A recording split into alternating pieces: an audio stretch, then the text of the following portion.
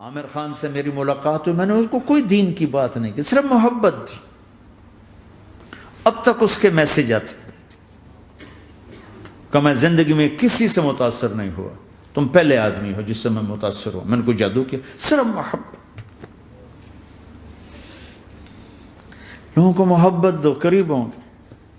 میں جب گیا بڑی مشکل سے اللہ نے، ملاقات کا کوئی راستہ ہی نہیں تھا، وہ مجھے نہیں جانتا تھا، میں اسے نہیں جانتا تھا، تو کوئی موقع نہیں مل رہا تھا ملاقات کا۔ تو اللہ نے شاہد آفریدی کو بھیج دیا۔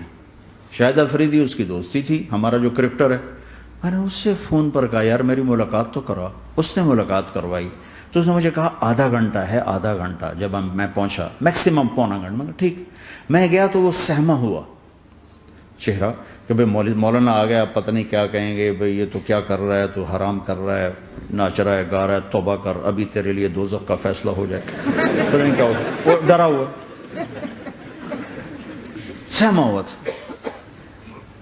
تو میرا ایک دور کالج لائف تھا، میرے اللہ نے مجھے ہدایت دی، اور میں 3 دن کے لیے میں اس دوست کو، اس کی نسلوں کو دعائیں دیتا ہوں جو مجھے زبردستی پکڑ کے لے گیا۔ نہ میرا تبلیغ سے کوئی تعلق، نہ واسطہ، نہ میں کوئی ان سے متاثر۔ ایک لڑکا تھا، بنگالی تھا، گشت کرتا تھا، لیکن میں اس سے ذرا متاثر نہیں ہوا۔ میرا دوست متاثر ہو گیا تھا، تو میں تو ان کے قریب سے نہیں گزرتا تھا۔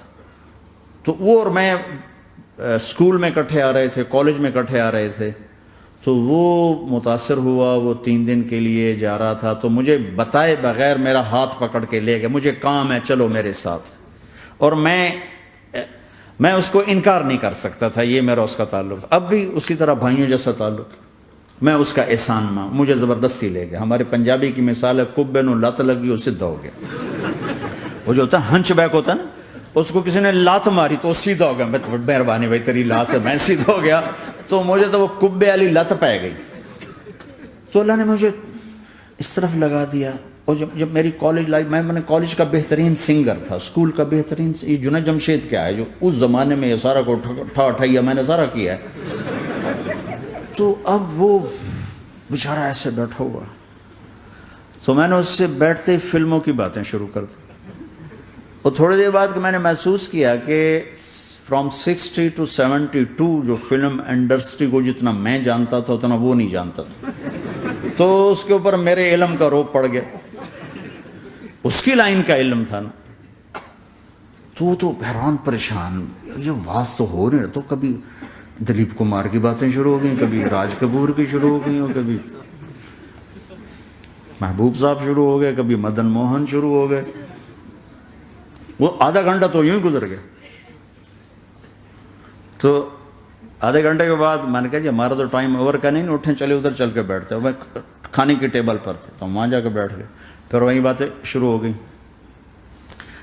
جب اس کا سارا خوف دور ہو گیا اور ریلیکس ہو گیا، اس میں پونے گھنٹے سے 50 منٹ گزر گئے تھے، تو پھر میں نے کہا عامر بھائی آپ حج پہ آئے ہیں، اگر آپ اجازت دیں تو آپ کو اپنے نبی کا حج سناؤں؟ کہنے لگا ہاں جی ضرور سنائی۔ پھر میں 1.25 گھنٹہ بولتا رہا، اور وہ ایسے کر کے یہاں سے وہ یوں نہیں ہوا، 1.25 گھنٹہ ایسے بیٹھ کے یوں سنتا، ہلا نہیں اپنی جگہ سے۔ لوگ محبت کے بھوکے ہیں، تم فتوے دینا شروع کر دیتے۔ 2 گھنٹے کی ملاقات کے بعد جب ہم نکلے تو نیچے تک چھوڑنے آیا عامر خان۔ حج کے بعد میں نے کہا ایک ملاقات اور ہو جائے گا، ضرور ہوگی۔ پھر اس کا میسج آیا کہ میں مدینے چلا گیا ہوں، معذرت چاہتا ہوں۔ میں نے کہا میں مدینے آ جاؤں گا، میں مدینے پہلے ہو آیا تھا حج سے پہلے۔ تو اس نے کہا کہ آپ 14 تاریخ کو آ جائیں، 4 سے 6 کا ٹائم میں نے آپ کے لیے رکھا ہے۔ تو میں، جنید اور ایک اور ساتھی ہم دوبارہ وہاں چلے گئے 4 بجے، 4:15 ہم اس کے ساتھ ہماری شوٹنگ شروع ہوئی۔ 4:15 سے 10:15 تک 6 گھنٹے مسلسل، اور اس کے ماتھے پہ ذرا نشان نہیں آیا کہ میں بور ہو رہا ہوں۔ اور اس کے بعد ہم اٹھے، اس کا جی نہیں چاہ رہا تھا کہ ہم اٹھ کے چلے جائیں، محبت۔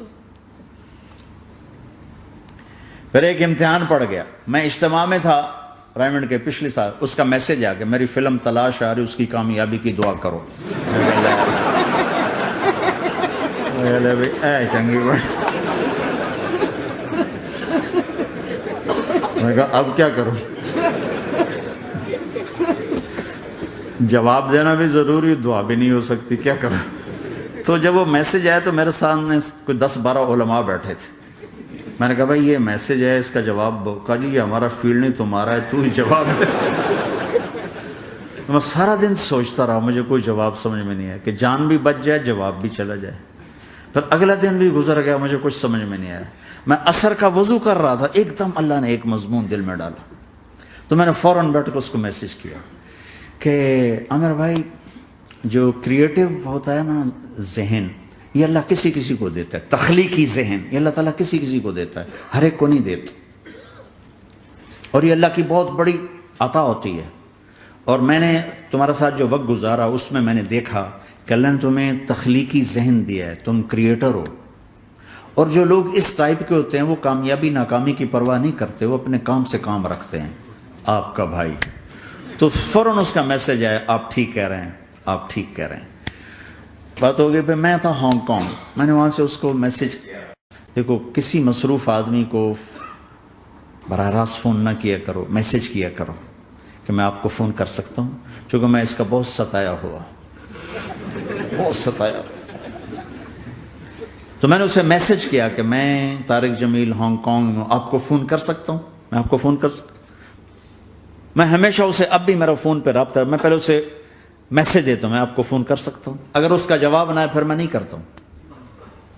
کبھی وہ خود کر لیتا ہے، کبھی وہ میسج دے دیتا ہے کال کر لیں.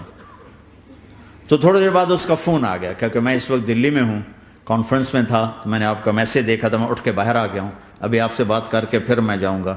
تو اسے باتیں کرتے کرتے کہنے لگا آپ کی دعا سے میری فلم کامیاب ہوگی. میں کہا یا اللہ میں کوئی نہیں کی تھی تینوں.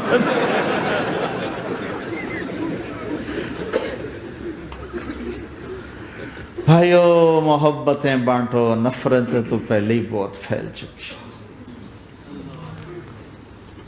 نشہ پلا کے گرانا تو سب کو آتا ہے، مزہ تو تب ہے کہ گرتے کو تھام لے ساتھ.